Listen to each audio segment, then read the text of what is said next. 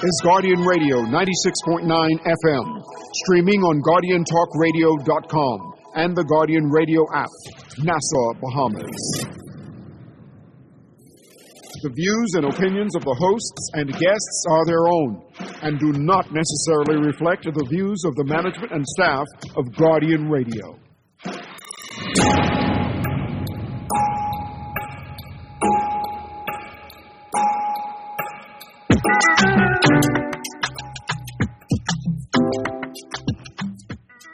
Good yawning this morning and welcome back to Guardian Radio 96 FM, your station for fresh news, smart talk all day. It is Tuesday, the 26th of May, 2026, and you are on the clock with Erin Traffic Czar Greene.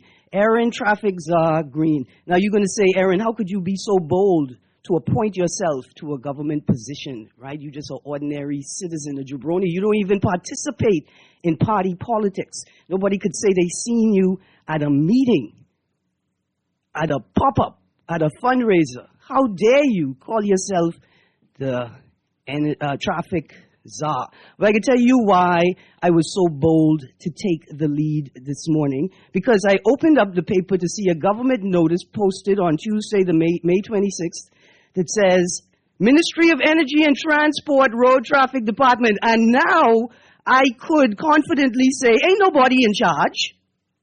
Ain't nobody in charge, so I could be in charge of traffic, right? I could be in charge of traffic. I don't mind that at all. Is it not now the Ministry of Transport? Did we not just separate energy and transport? It's now energy, utilities, and aviation. Is it aviation? I don't know why aviation ain't but transport, because it is a form of transportation. That's something for us to question at a policy level, right? But right now, did y'all 14 days out from the election, be fair and call it 13 days, including non-business days, did y'all not have the time to rewrite this submission? Because it is just the Ministry of Transport now, is it not?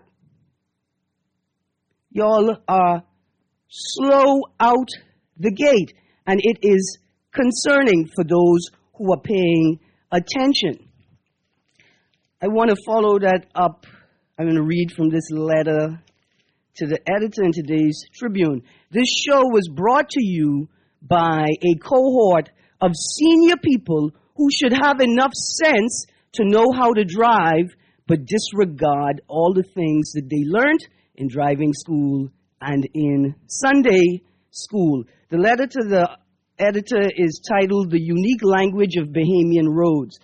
And it says, anyone who has spent more than 5 minutes on a Bahamian road will know that the car horn is not merely a warning device here. It is practically a second language. And I want to say, I know where the writer is going right from the first paragraph.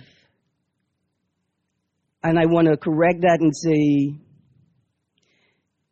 your horn is a warning device and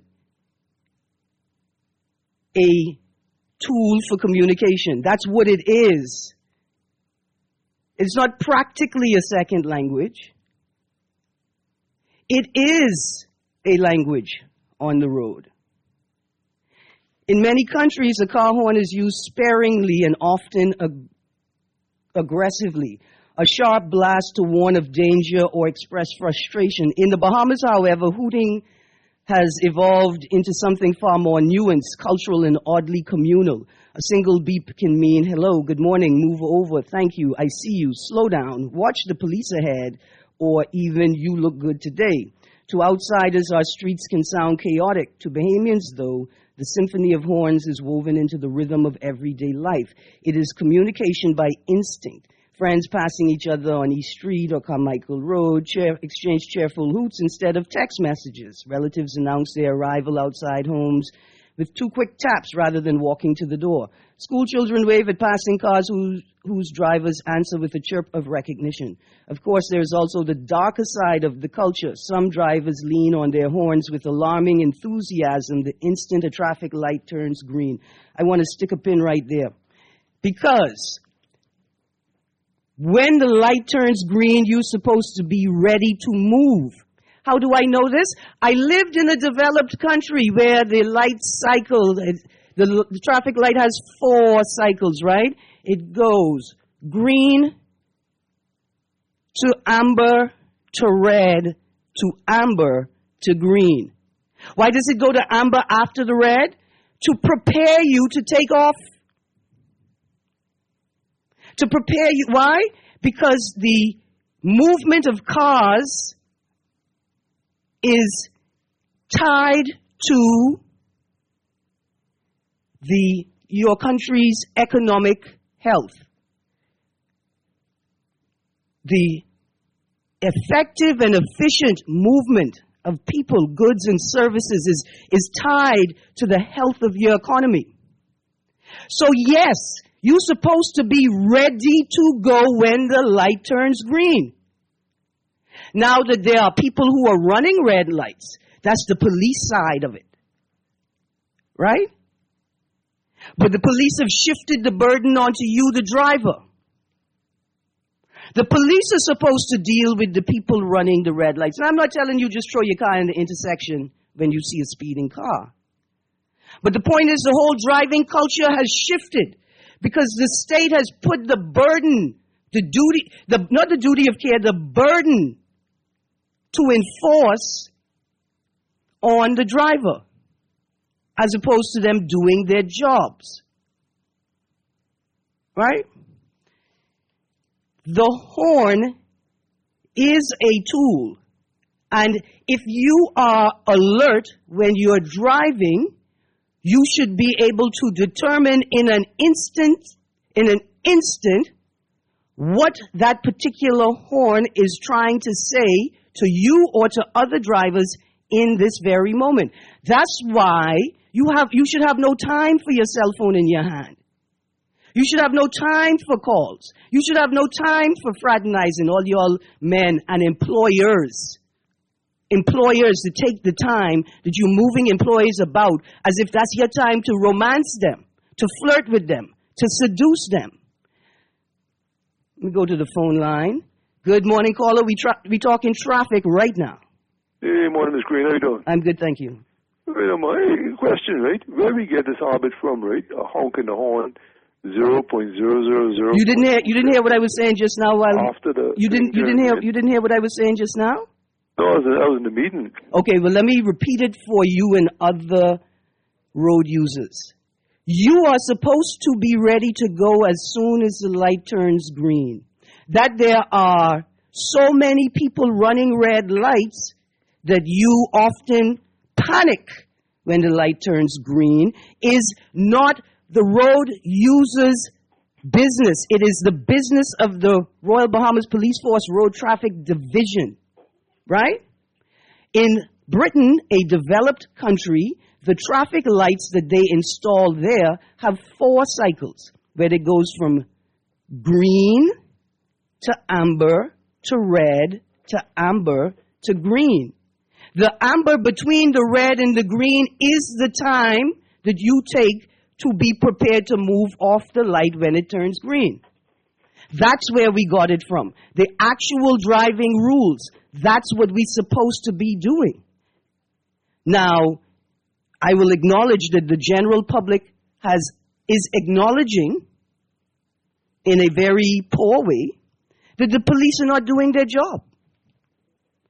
If you and I and every driver knows that somebody is likely to run the red light at every intersection, every third cycle, why don't the police know this? Why aren't the police setting up strategic exercises to catch red light runners? Meanwhile, the economy is falling apart because people do not know how to or cannot move at the pace of their own economy. Because in many instances, people who have an excellent economy don't care about the pace at which other people need to move to make enough money to pay their bills. So that's why you're supposed to be ready to move as soon as the light turns green. This is not an opinion. This is not subjective. This is objective.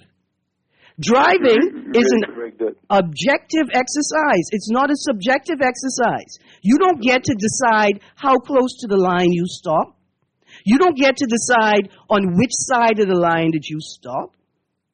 In fact, today, I will count it, every day I observe thousands of dollars in uncollected revenue from ignored traffic infractions. Thousands of dollars every day. Okay, what could we do before I go away? What could we do to correct that problem, say, coming off a hard road in JFK? Because there's actually an accident, actually about 10 times a day. Mm-hmm. You know, as soon as you come from hard road on the JFK, right there, as soon as at that turning point, right before you reach Skyline. You mean with the access ramp? Yes. There's actually 8 accidents per day. You know what would work? I don't get it. You know what would work? Teaching people how to drive and then enforcing the traffic controls. It's as simple as that. It is that simple. Teaching people how to drive and then enforcing it. We need a provision where licenses can be revoked after, like, say you've been caught doing the same thing 5 times. Like you're a taxi driver and you've been caught turning right on red at Mackey and Shirley Street 5 times. Your private driver's license should be revoked. Your public service license should be revoked for 10 years. And third thing, right? Yeah. Prince Charles Road. What could we do with Prince Charles Road? Because to me, right, it seems that only way you drive on Prince Charles Road if you have woman problems and really want to make Jamaica. Okay. See, Prince Charles is like Shirley Street. The people refuse to acknowledge what they're supposed to do on the road. If you have 2 lanes heading in the same direction, right? Then, and you get on the road, and you realize that you're making relatively the same speed as the 4 cars next to you in the other lane, you're supposed to merge into the slow lane so the faster cars could pass you in the faster lane. It's so simple. So, like, I'm upset at this letter to the editor because while it's beautifully written and it is an attempt to engage the subject using imagery and language that should engage the reader,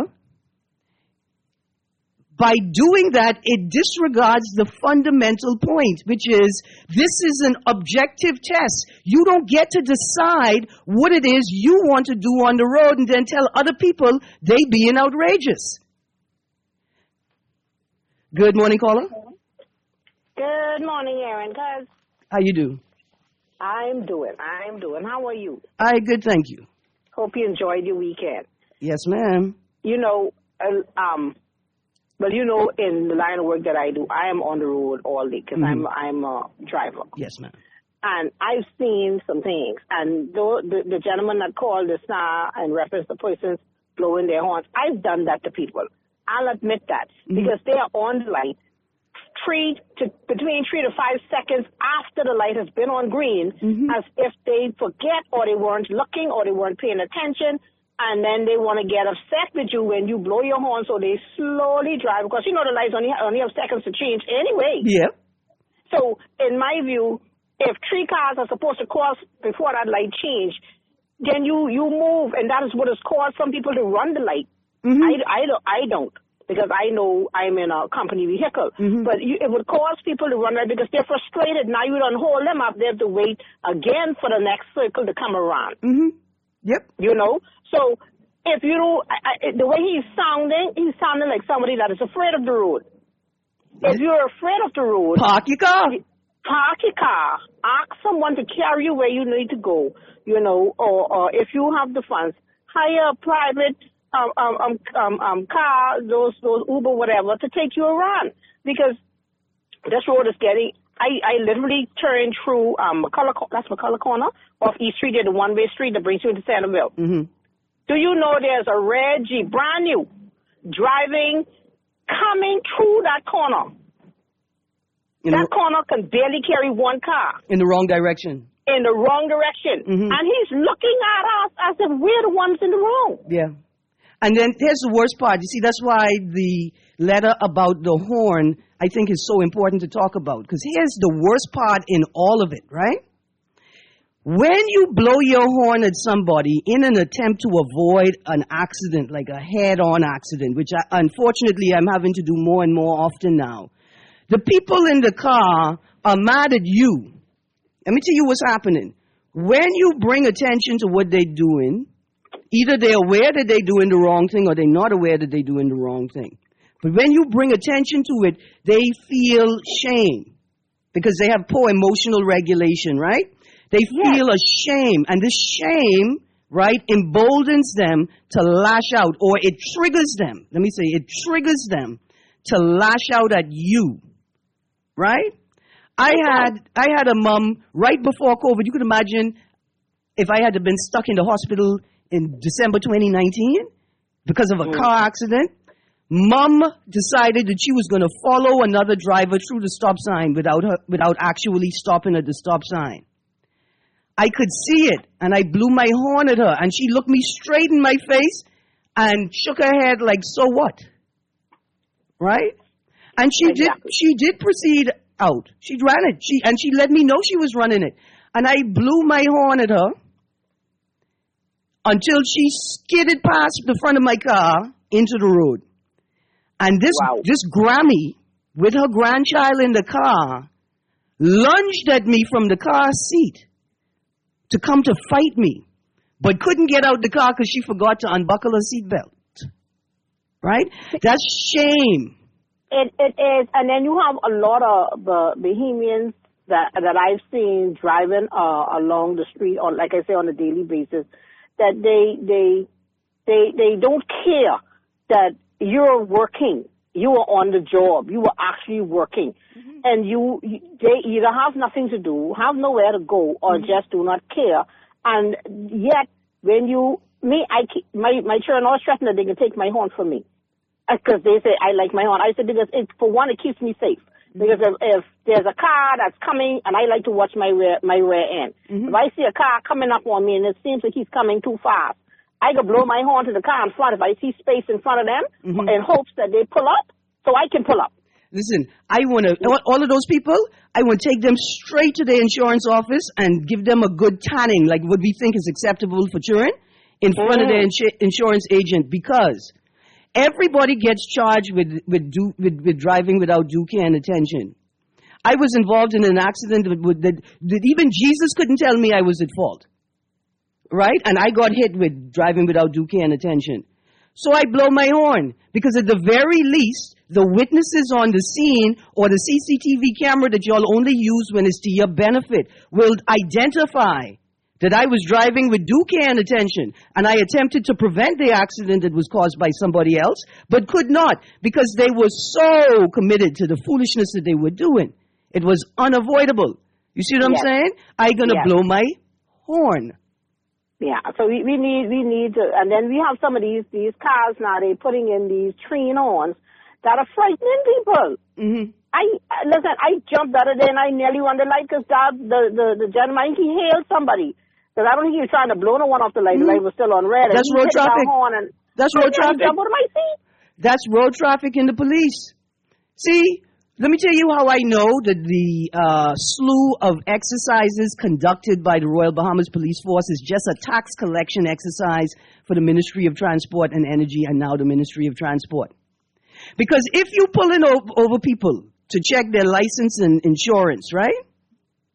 If you're pulling them over to check their license and their insurance, even in the midst, like you observe them committing a traffic offense, but you pull them over for something entirely different, you're supposed to make them blow their horn and check their license. You check in for license and insurance, like Road Traffic Department, but Ministry of Transport. Too, Erin, that you have sometimes even the persons driving the police vehicle. You understand? That's the next thing. They just run the light and no siren, and what they do, you'll see them on the line, either in front or back of you. Because, like I said, I was watching my back, and after a while, the traffic ain't moving, or the people ain't crossing light fast enough. You'll hear pom pom pom pom, and they swing through the traffic, and they pom pom till they get across, and then they get across, no more horn. So what you're supposed to do, like if you really want to follow it up, what you have to attempt to do in the moment is to get the number of the vehicle. We need to start, like the gentleman in America a few years back. He had this camera with him everywhere he go. And when he see a police officer breaking the same law that they are supposed to be upholding, he videotaped them and sent them to the Justice Department. Absolutely. That's what you got to do. That's what you got to do because this behavior has escalated the way that it has rapidly and extensively because people continue to watch police officers break the same traffic controls. They continue to watch police officers ignore other people breaking the traffic controls. And they say, well, if they could do it and they could let them do it, well, I could do it too. What they can tell me? What they could say to me? I need to find out the difference between the horn and the siren because from what I think, the horn, they only use the horn when they want to duck traffic or when they want to get wherever they want to get in a hurry. Let's rephrase. I think they have to give an account for the siren. That's why they don't use the siren when they want to do that. The siren is only for emergencies. So if you ain't got no place if you're not in an emergency, why are you blowing your horn trying to break through traffic? Right. So you have to document the number of the vehicle, the identifying number, the license plate if you can, and the time that you observed them blowing their horn. And then you present that to Royal Bahamas Police Force or Ministry of Transport, Road Traffic Department. Yes, ma'am. Thank you. And thank you as a road user, a professional driver, right? Thank you for sharing with us this morning. I know I'm not the only one. Here's a text. Morning, Erin. The amount of people driving with cell phones in hand is alarming. Men, women, young and old. You can stand on any road and see it clear as day. It is frightening. And they also go on, check out the damage done to the wall and tree to National Trust on Village Road. Is this a recent, like over the last few days? Because I did see damage there relatively recently, maybe a couple of months ago. Let's go to the caller. Good morning, caller. Good morning, my niece Erin. How you doing? I'm good, thank you. How you do? Please allow me to settle an APP or request. I need to find out what's happening with Papa, man. You know, I am blind and he's blind. I haven't heard from him for the last 2 weeks. Okay. All right. I can reach out to him. I'm a little concerned about that.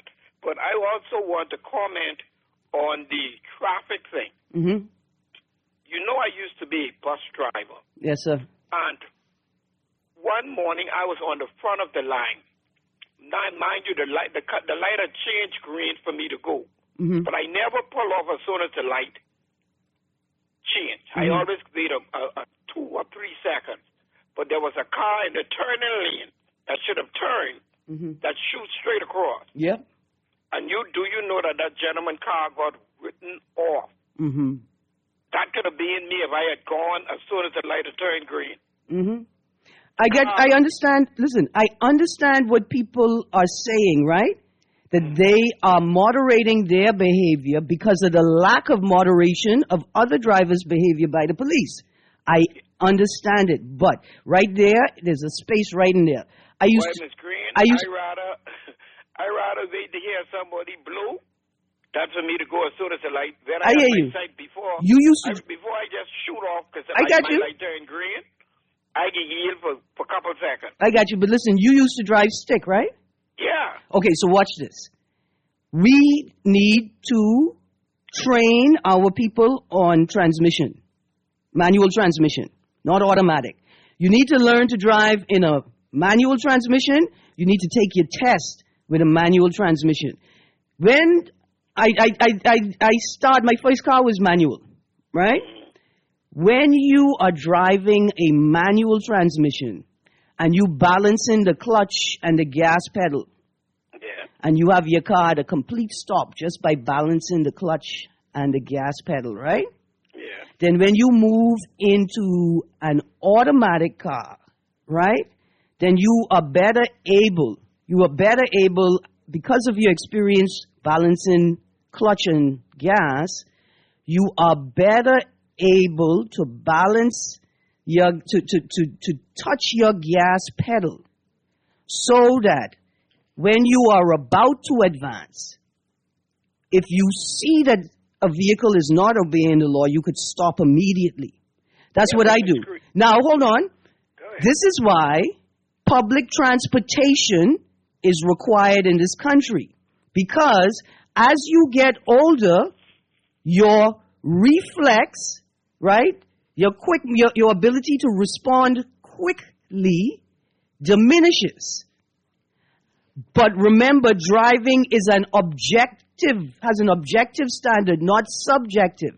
So at some point, people have to acknowledge that they may not have the capacity to drive, to operate a motor vehicle on the road, and may have to rely on alternate forms of transportation for their movement. But, Ms. Greene, like you say, I agree with you to a certain extent. They should give you a driver's license through a standard shift vehicle. Mm-hmm. If they have done that, then all of those standard shift ambulance that the people was complaining about, we wouldn't have to be in all about looking for drivers for them. But not just that, people would see driving a standard shift, a manual transition forces you to understand your vehicle. If you don't understand your vehicle, you can't make it move.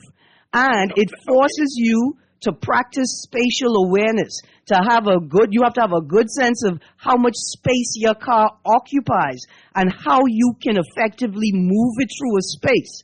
That's what driving a standard shift does. When these people learn in an automatic and they get into automatic, then they put their brain on automatic and they think the car is driving itself. Let me say this in closing, Ms. Greene. Yes, sir. Do the ambulance driver, Mm-hmm. they should know a little first aid something to help out with the people that be in the ambulance when they go to pick up a patient, eh? Well, I thought that I thought the driver should have just been the driver. Oh, I see what you're saying, right? But so I think why that didn't they brought in all them standard shift ambulance? Why didn't hire a couple bus drivers who can drive standard shift, who drives a vehicle with sometimes 29, 28 people in it? Well, this is it. You got a good point. Now we got to go to PHA Academy and say, listen, should we consider that we don't need an EMT to actually drive the ambulance, but that don't mean anybody could drive it. We are pulling from the pool of experienced jitney drivers and public transportation drivers. Sensible one. Yeah. Oh, yeah. Implied to do it. I used to be a driver, so I have the right. I could say that. It's a sensible one. Yeah. I think that's a good idea that should be considered. It should be considered. But listen, thank you very much. But Pigeon Papa, man. Pigeon Papa. Papa, you get calling. Let's hear from him, man. Let's make sure he's all right. I got you. I love it. Thank you. Let's go to the next caller. Thank you, Uncle. Good morning, caller. Yes, good morning, Ms. Greene. Good morning. Yeah, there's a social engineering project going on in the streets. Remember now, I used to first run that W, the czar, the traffic czar, so you could give me seven. Blessings. I was trying to be, but, obviously I think you deserve it, but I just wanted to say that, I heard people talking about blowing people up the red light, et cetera, et cetera. Remember a few months back, I told you I was almost killed on Shirley Street when an imbecile was heading west, making about 80 or 70, and I was heading south. So if I hadn't delayed my response to the red light, it would have been a dead light. So, which is it? So it's social engineering, and so we see that people haphazardly, they don't even stop at junctions anymore. They're turning left on left and right anywhere. A guy turning left onto head north on Blue Road. I'm heading north on Blue Road, and I'm in the lane that he's got to turn, and he just blatantly pulls out in the front of me while my light is on green. So it's a lack of enforcement. They're pouncing motorbikes. They're doing whatever they want to do on the streets. They're parking on sidewalks. They're being squeezed out of every little space, even on the beaches, etc. But I wanted to say this. I want you to look at it. There's a report, I think, came in where a young man was on a motorbike, and two other young women on a motorbike, and they pulled a gun on him, took his brand new motorbike or whatever. So what type of people are these? Those bikes only cost about $3,000, Ms. Greene. What type of people are this? Are these people, pulling a bike on a guy just for a bike? And it's frightening because, the way how the government and the lack of enforcement and the lack of enforcing ordinances is leading to mild social encounters. It's like they're leaving us to fend for themselves. Even people haphazardly walking across the road. I had a friend went to Portugal, and he said even when you go to walk across the road or you throw a piece of garbage on the ground, people look at you like they isolate you. Yes. And so when you see this type of behavior, let's say I'm driving at night, 10, 15 young men crossing the road, and they're moving across like nobody could do them anything. But is that right? Should you have the right to just walk in the front of a car and without even acknowledging the driver or looking in his face like back in the days, you would look in the driver's face to see that he acknowledges you. And then but people just haphazardly, and it seems to be foreigners, man. And so I saw a Latino guy in a truck heading south on Market Street. I was on my bicycle, and he's actually in his phone boldly So what kind of example are we setting? I guarantee you wouldn't do that in the States, Ms. Greene. Listen, on the Friday before, thank you. Yes. On the Friday before the holiday weekend, I think it was the Friday or the Thursday, I found myself on Bay Street behind a Jeep that was rented to a group of tourists and a Surrey, the horse thing. And it's the most frustrating thing because the horse and carriage doing 7 miles an hour up the road, and this Jeep full of tourists is doing 7 miles an hour up Bay Street, in the middle of the day. And I tooted at the Jeep with the tourists in it. And essentially I got cuss off stink by a group of tourists. And I swear to all of my ancestors, it took everything within me. It took everything within me to not waste my entire holiday weekend attempting some foolishness like a citizen's arrest. Now, when I say that, I only say that because, them kind of things is only frustrate the police, cause me to get locked up. But the first question I have for the Ministry of Transport is, if a vehicle can only be occupied by the same number of people that there are seat belts for. So if there are only 5 seat belts, only 5 people could be in a vehicle, right? If that's the insurance policy, and your insurance is nullified if you're involved in an incident and they can prove that you had more than the legally permitted number of people in the vehicle, right? So I want to know who rent this Jeep and then let the people put 10 people inside it. 10. We're talking about a standard 4-wheeler. 10. So when you said foreigners, I want you to know, we got tourists up and down this town cussing off Bahamians, risking their lives because they've been empowered by their tour guides and the people who rent them the vehicles to do whatever they want on the road. See, as the producer takes us to the break, the reason this subject is also important to me is not because one taxi driver hit my mother's car the other day and then tried to bully her into not making a report by telling her she was moving the wrong way on a one-way street that was obviously not a one-way street. I wondered, when I see this Guardian headline, economy grows by 3.8%, Halkida's government on track to meet budget surplus. How? Tell me how. Because there are thousands and thousands, if not hundreds of thousands of dollars in revenue to be collected from bad drivers every day, and you ain't collecting a cent of it. Not a piece of it. So I just want to know what type of voodoo economics, PLP math they're going to do this with. We go into a break. When we get back from the break, do you know why Memorial Day? Do you know why with Monday? After the break. You're on the clock with Erin Greene. Stay tuned. Girl, you see how Cora eye look funny, all black up yesterday? But she said she bumped into a wall when she's running after the churn dam. Yeah, but last Saturday, you see her arm was all black and blue, right? What you saying? You think something wrong between her and Jack? I ain't sure, but you know Jack is a jealous man. I hear him and Cora last Friday. I hear him say he hear Cora have eyes for Junior. Now, you know that ain't true. Cora is a good woman. Does mind her business, take care of them churn, and go to church every Sunday. So what you think we should do? I think we should report Jack, Cora don't say nothing, but silence hides violence, and we don't want to line up in the cemetery. Not me. I ain't getting in nobody business. Then Jack come after me and I land up next to Cora. No, man, we could call a text Crime Stopper. And remember, we can even get some grocery money for our tip. Remind me again, how does this work? We can call them in Miami at 328-TIPS or 328-8477. Or when we in the island, call toll free at 300-TIPS or 300-8477. And if you don't have no minutes, use the Crack Crime Bahamas app and we could text them and the messages get all mixed up before it leave your phone so nobody can know what you saying. So what we waiting on then? Let's go earn some grocery money. Love the show? Want to give your support? Become a sponsor today. Call 302-2300 for our rates and packages.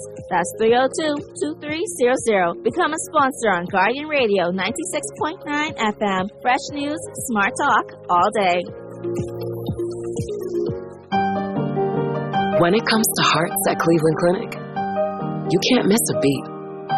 You seek the best care possible, work with the brightest minds, and leave no stone unturned to get to the heart of the matter. Because understanding is always the first step to overcoming. For every heart in the world, see how we're advancing the future of heart care at Cleveland Clinic today.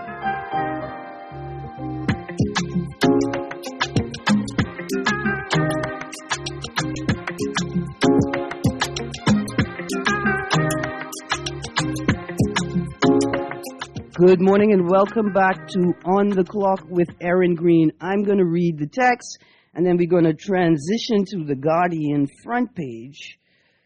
It says, in reference to the damage of the wall and tree near National Trust on Village Road or at the National Trust, the text says, recent damage must have happened over the weekend. The tree is in the road.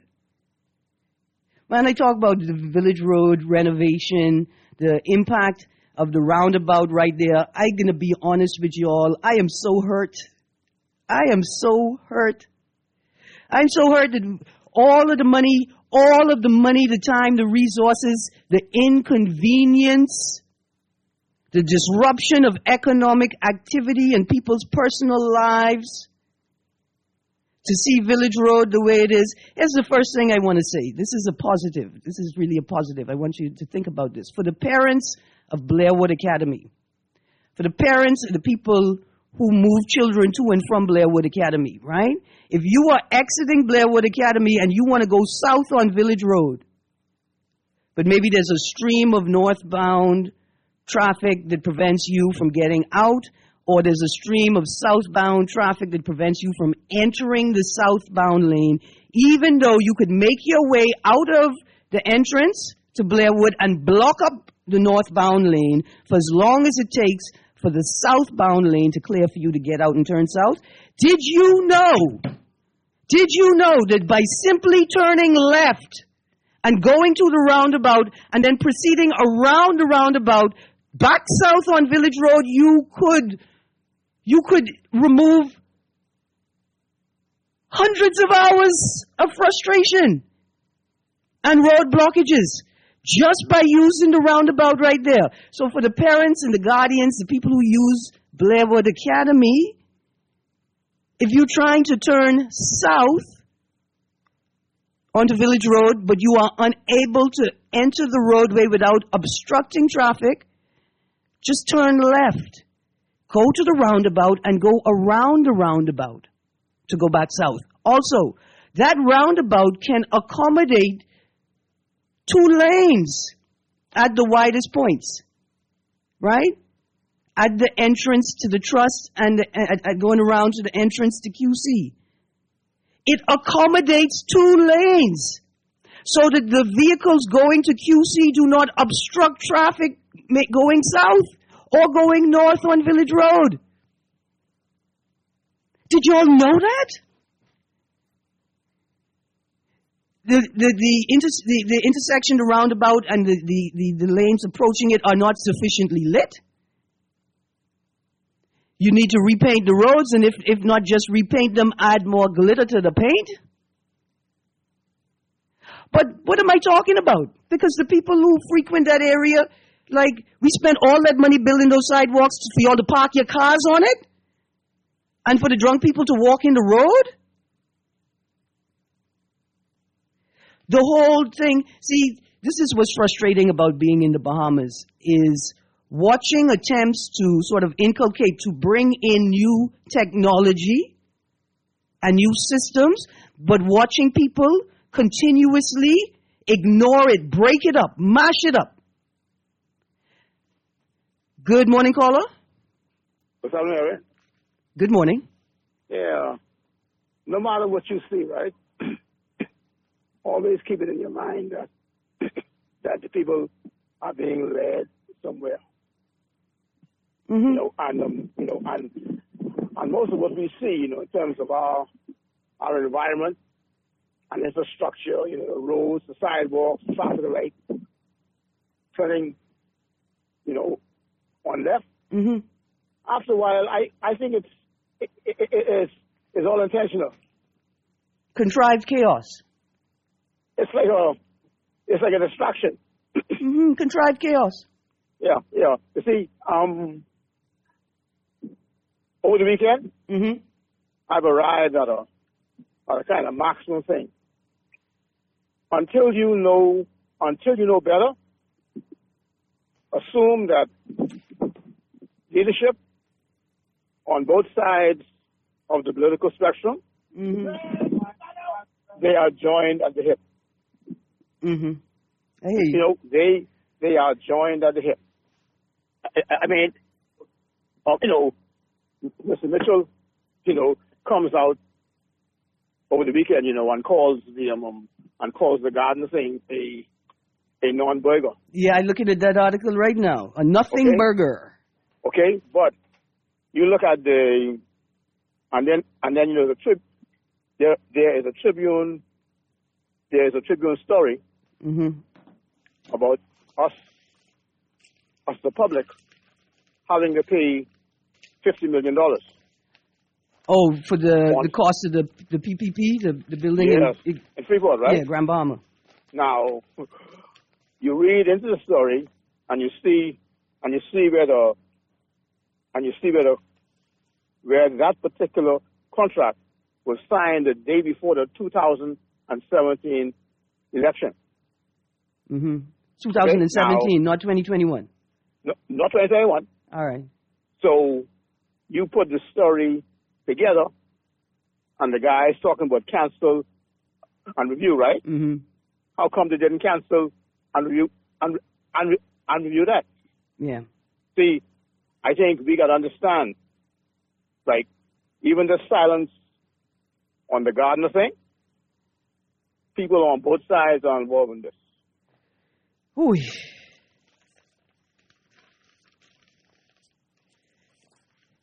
I think it would be... There's the only thing I want to say about this right now, what the last caller said. I think it's important to be able to see what is a partisan space, like PLP versus FNM space, what is a non-partisan space, right? But it's within the political realm, right?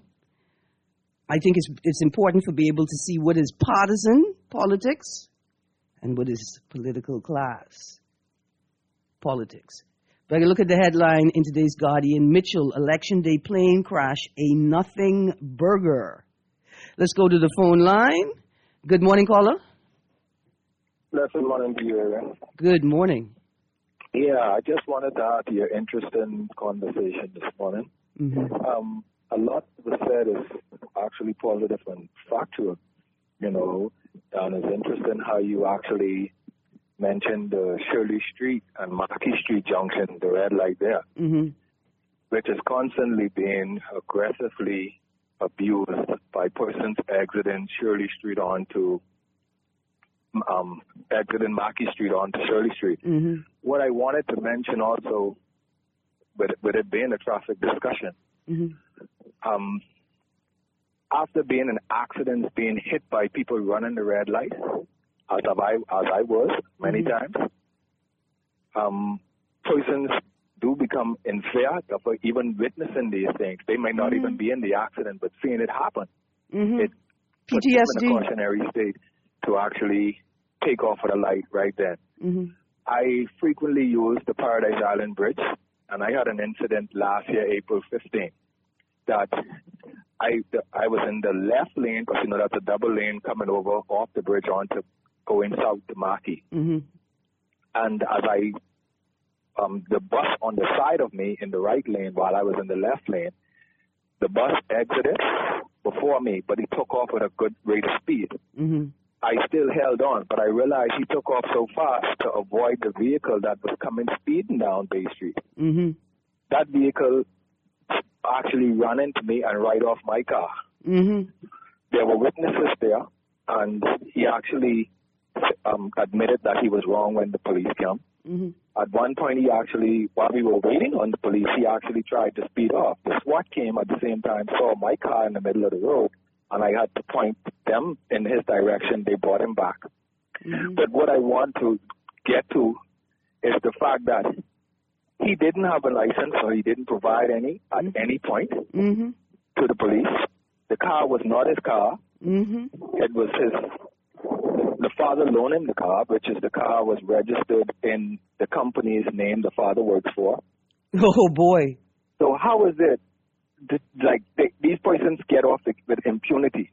We grow up here in persons saying, oh, I can't lend you my car because you don't have a driver's license and I don't want to get into any issues or problems. But it seems like that doesn't happen. That's just a cliche. It is just, it appears to be a cliche. Look here, I had a friend who would say, hey, you don't have to catch the bus home. Drop me to work and you could borrow my car, come pick me up after work. I tell her not a thing like it. My insurance agent would beat me if she knew I was doing foolishness, right?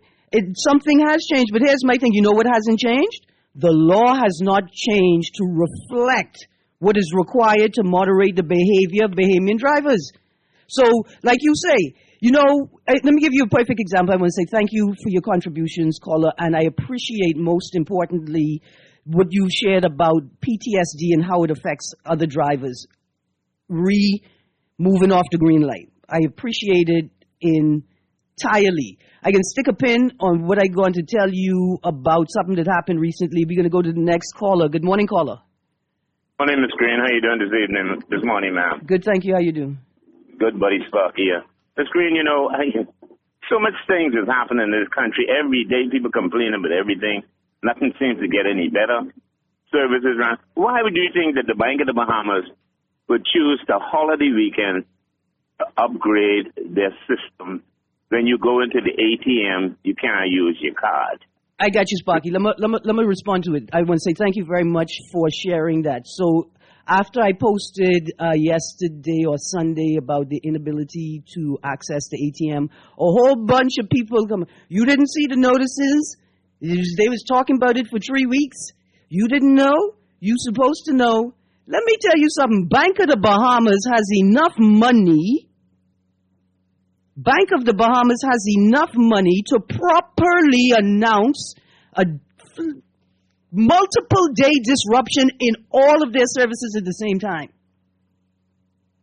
Y'all have been beaten down into submission where you just accept mediocrity and then demand that everybody accept it as the highest standard of professional performance.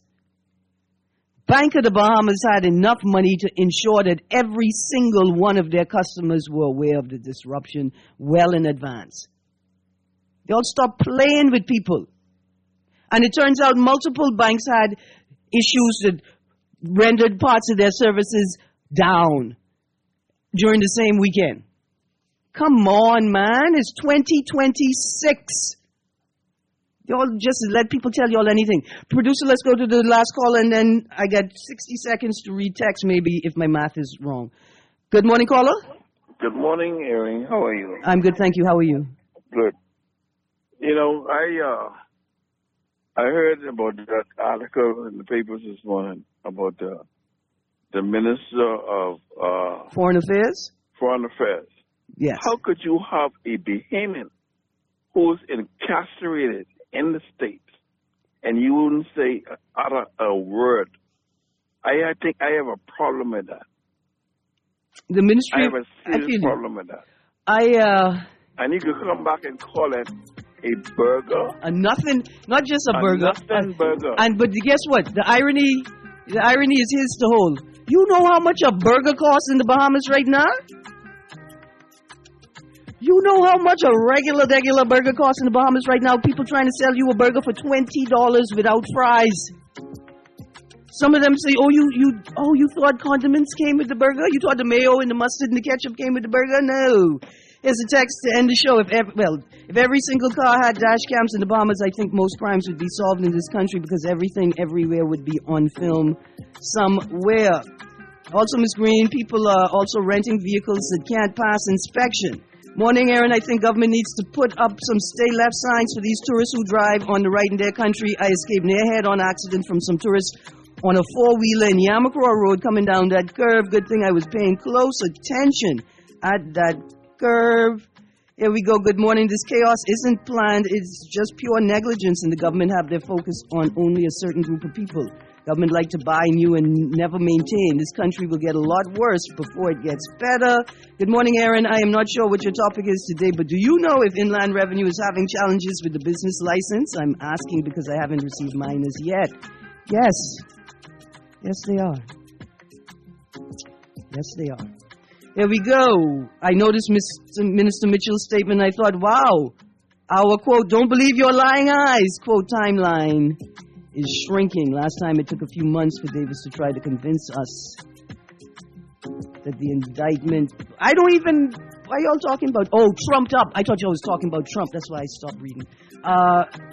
It's absolutely foolishness to say the opposition is not saying anything about the Gardner matter. The leader of the opposition has for 4 years been calling the government out on their involvement with him and others. I didn't say that. I think people are really, they don't see the opposition as the government when they use government in the sense, sir.